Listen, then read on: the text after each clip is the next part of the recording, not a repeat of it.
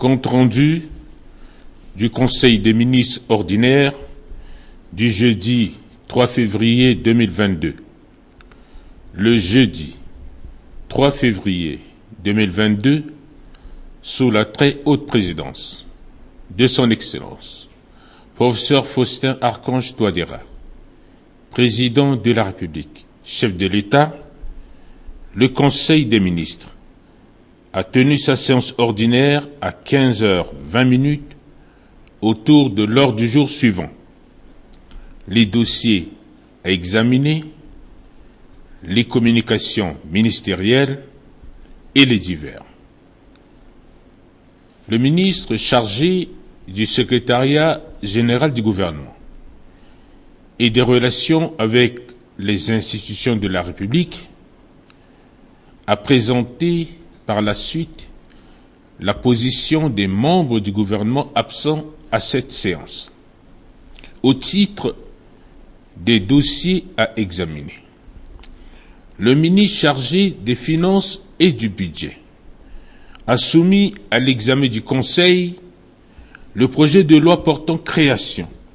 de l'Ordre national des conseillers fiscaux de Centrafrique. Le ministre a indiqué qu'au terme des dispositions des articles 1 et 2 du règlement numéro 8/19 UEAC-CM 633 du 22 mars 2019 portant révision du statut de la profession du conseil fiscal, il a été prévu les formalités fiscales pour le compte des contribuables, de les assister, de les conseiller et de les défendre auprès de l'administration fiscale ou devant les juridictions statuant en matière fiscale. À cet effet, les dispositions communautaires recommandent, entre autres, la création des ordres nationaux de conseils fiscaux dans tous les États membres de la CEMAC, afin de pouvoir contrôler les conditions d'exercice de la profession et de veiller au respect par les professionnels des dispositions contenues dans le statut de la profession de conseil fiscal.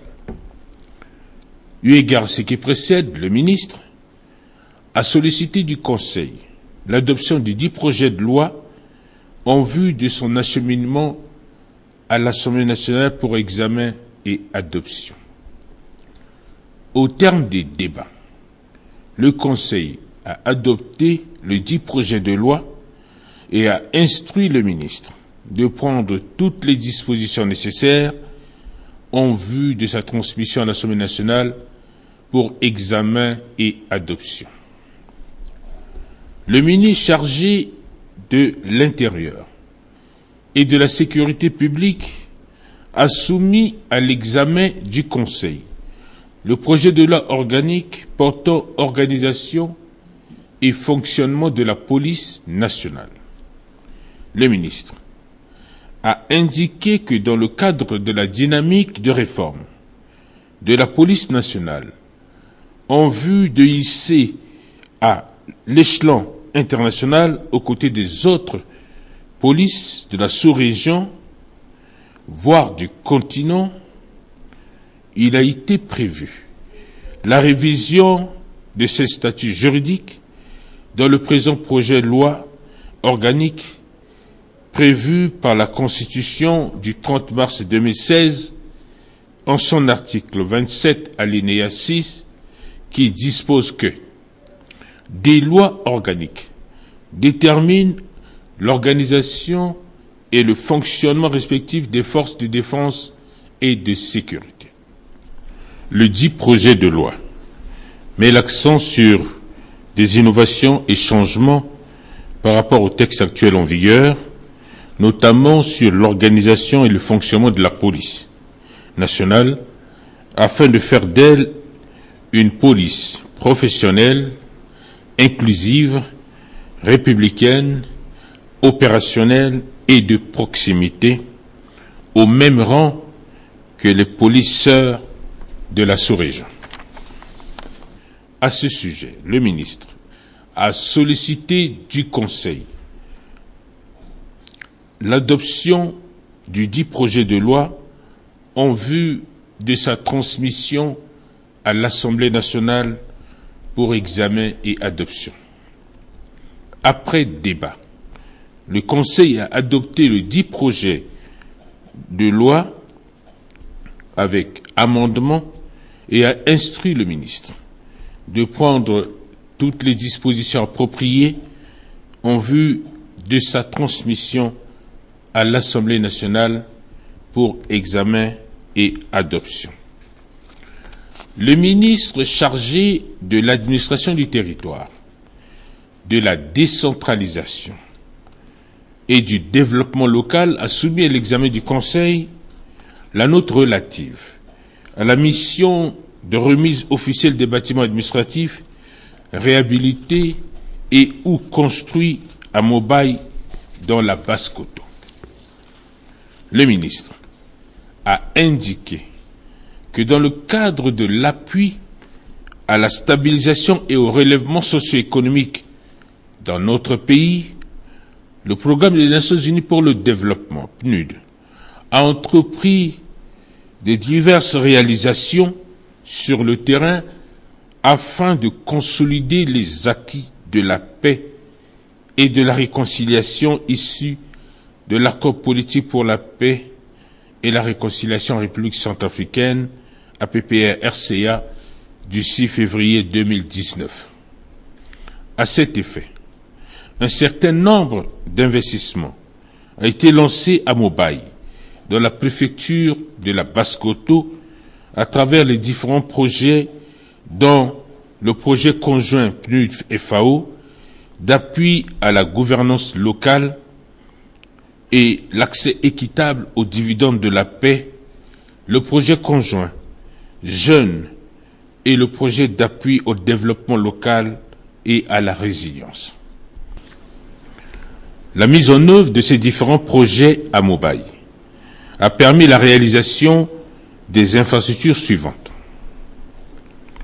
La réalisation et l'équipement de 4 bâtiments administratifs qui concernent la préfecture, les affaires sociales et les mairies de Mobaye et de Mbélima. La construction et l'équipement de la maison des jeunes. La réhabilitation et ou la construction des diverses infrastructures communautaires, marché central, aire de loisirs pour l'EFCA, abattoir. La mise en place des centres d'incubation pour la formation des jeunes en menuiserie, soudure, couture et informatique. Afin de permettre aux services de l'État de la localité de travailler dans des conditions décentes, le ministre a, de commun accord avec le PNUD, proposé au Conseil la date du 9 février 2022 où une mission conjointe doit se rendre à Mobaye pour procéder à la remise officielle des ouvrages réalisés. Pour des raisons de calendrier, en tenant compte de la présence de plusieurs membres du gouvernement, la date sera légèrement modifiée. À cet effet, le ministre a sollicité l'accord du Conseil pour la mise à disposition des fonds politiques permettant aux membres du gouvernement qui feront le déplacement de pouvoir effectuer la mission convenablement. Après débat, le Conseil a marqué son accord pour l'organisation de cette mission conjointe. Le ministre d'État, chargé de la justice, de la promotion des droits humains et de la bonne gouvernance, garde des Sceaux, a soumis à l'examen du Conseil le projet de loi portant prévention et répression de la corruption et des infractions assimilées. Le ministre a indiqué que la gravité des problèmes posés par la corruption et les infractions assimilées qui menacent la stabilité politique et économique, la sécurité, l'état de droit et le développement durable des États a convaincu la communauté internationale, à mener une lutte concertée contre ce phénomène qui frappe sans distinction toutes les sociétés et toutes les économies de la planète. Aujourd'hui, la lutte contre la corruption est considérée par les agences de développement et les différentes organisations internationales ou régionales comme un élément clé de leur politique de développement et de réduction de la pauvreté. Dans le cadre de cette lutte planétaire, notre pays, la République centrafricaine, a, depuis 1980, initié plusieurs actions visant à renforcer la lutte contre la corruption à travers la mise en place ou le renforcement de ces instruments juridiques et la création d'entités chargées de prévenir et de combattre la corruption et les infractions assimilées. Elle a également ratifié plusieurs conventions et accords tant régionaux qu'internationaux, dont la Convention des Nations Unies contre la corruption, CNUCC, qui constitue la référence en matière d'élaboration de toute loi nationale à ce sujet. Le dernier texte qui vient d'être adopté par acclamation par l'Assemblée nationale, à savoir la loi portant création de nouveaux assujettis à la déclaration de patrimoine et déterminant la nature des sanctions et des peines applicables à la non-déclaration ou à la fausse déclaration du patrimoine, démontre à suffisance la volonté politique du gouvernement d'améliorer les outils de prévention et de lutte contre ce fléau.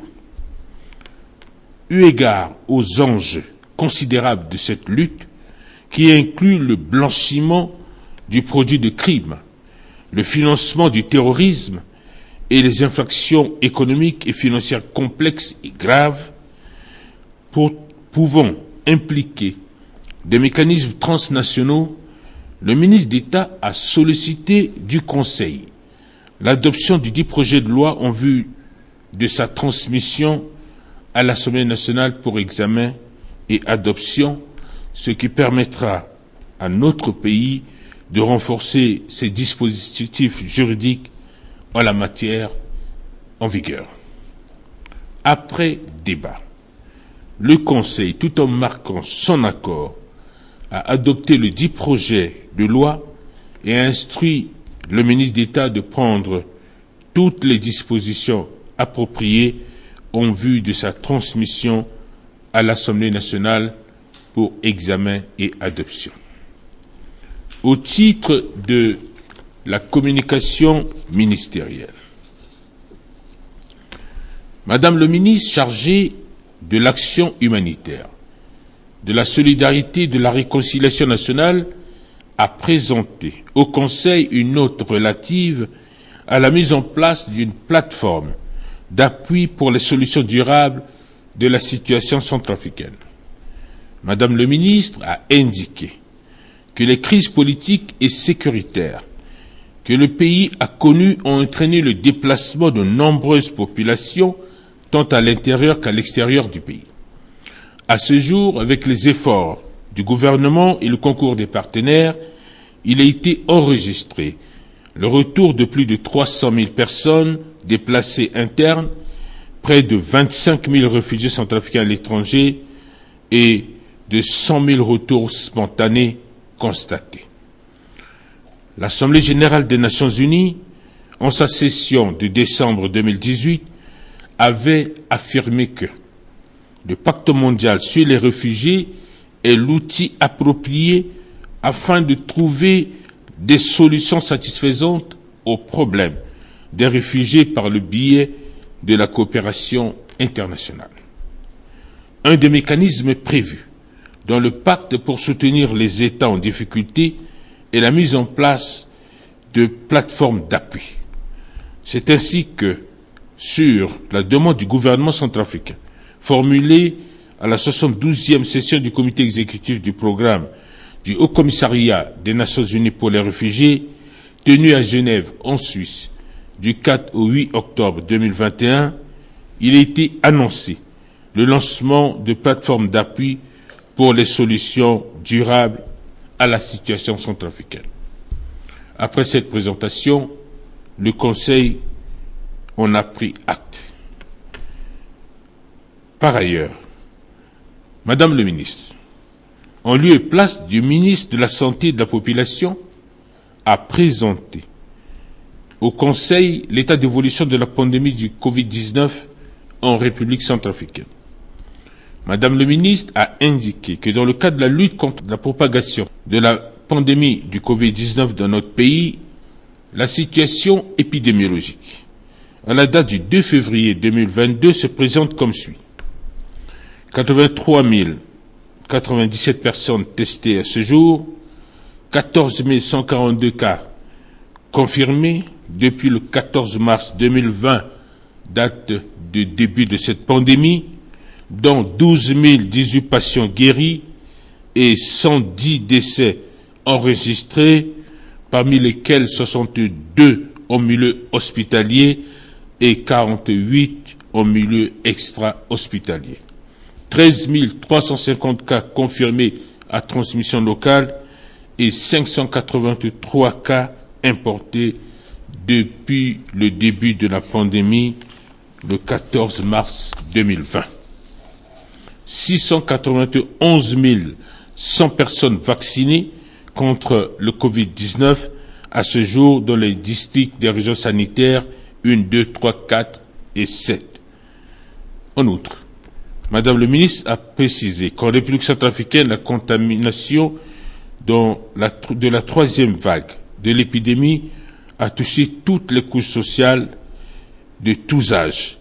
Mais à ce jour, nous sommes en régression sur cette dernière depuis le pic de la première semaine de l'année 2022. Après cette présentation, le Conseil en a pris acte. Au titre des divers, le ministre chargé des Finances et du Budget a informé le Conseil que dans le cadre de la rentrée fiscale 2022, il effectuera une mission de 3 jours à Berberati, dans la préfecture de la Mambéré-KDI, en vue de procéder au lancement de la dite rentrée fiscale. Le ministre chargé des Transports et de l'Aviation civile a informé le Conseil de l'arrivée en début de ce mois de février des barges de la société Mercure Logistique transportant des tonnes de ciment en provenance de la République du Congo. Il a déploré le fait que la société Socatraf traîne les pas à libérer les entrepôts de stockage. À ce sujet, des dispositions seront prises au niveau gouvernemental pour que ces entrepôts soient disponibles et libérés en vue du stockage de ces ciments. L'objectif du gouvernement, à travers ces actions, est de permettre l'accessibilité facile de nos compatriotes à un coût moindre du ciment afin de leur permettre de construire des maisons ou des infrastructures. Le ministre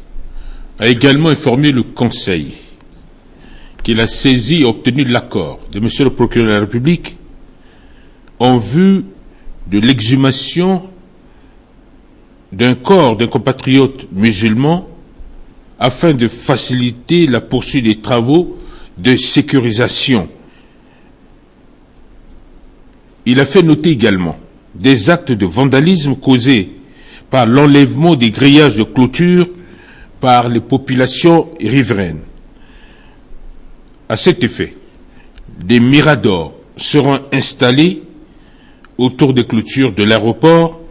ainsi que la mise à disposition de 2 véhicules de patrouille